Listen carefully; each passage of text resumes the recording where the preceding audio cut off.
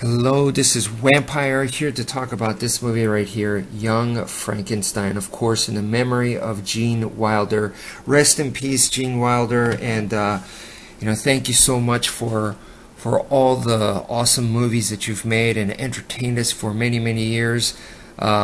Anyway, this movie right here is to me a great movie. It holds a special place in my heart because this was made in 1974. And then there was another movie, Love at First Bite, which is a Dracula movie that was made in 1979, starring George Hamilton, of all people. And those two movies are special to me because I watched those two iconic horror characters, Dracula and Frankenstein's Monster of Frankenstein. And they're both comedies. And I watched them both under the age of 5, so they are the two earliest movies that I can recall in my life that I saw. And this one, Young Frankenstein, I remember watching this in the movie theater with my mom and dad, and then afterwards we went to a restaurant, and I remember eating peanuts, and I pretty vivid memory of all that, and talking about the movie. And my dad drew Frankenstein's monster on a piece of napkin. I remember all that.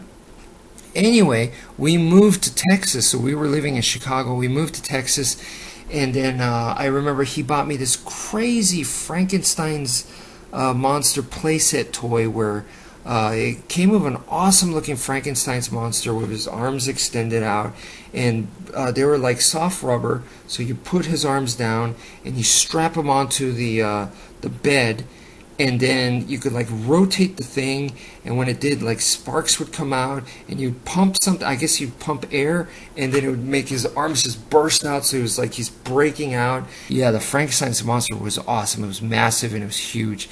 But anyway, yeah, this was so crazy because those two films made me think that Dracula and Frankenstein movies were supposed to be funny. I thought they were supposed to be comedy films, and as a kid, loved it. It had the right amount of scariness, but it was funny, and they looked so intriguing, and I wanted to be Dracula, but I also liked Frankenstein's monster. Couldn't take my eyes off of them. It was pretty much like I thought they were like the coolest things ever.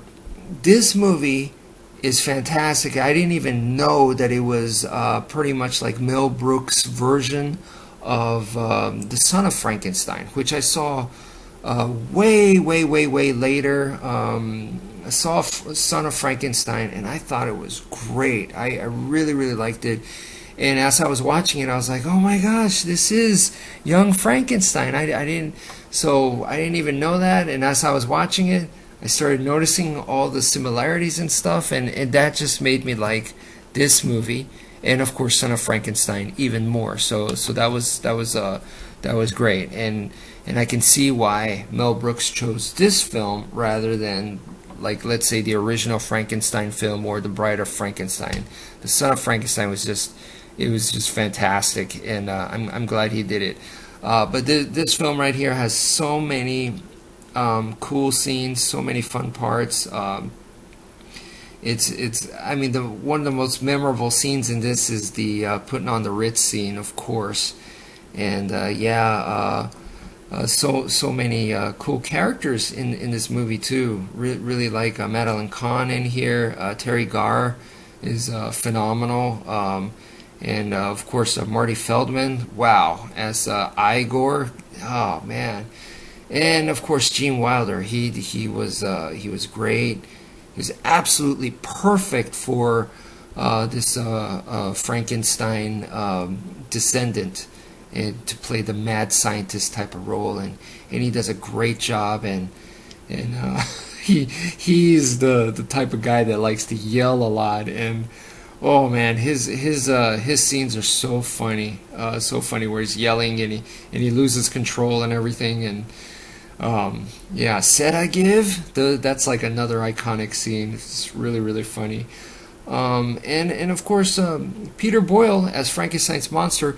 Interesting choice. I mean, obviously he's a big dude, so they chose the guy, but Yeah, he doesn't look like the classic Frankenstein's monster because he's bald, but it still works out. Still works out. Kind of wish that he looked a little bit more iconic, but no biggie, no biggie.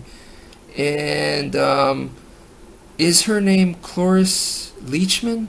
I think it is Cloris Leachman. I think she is the lady that she was also in History of the World, and here she plays the lover to Frankenstein's father.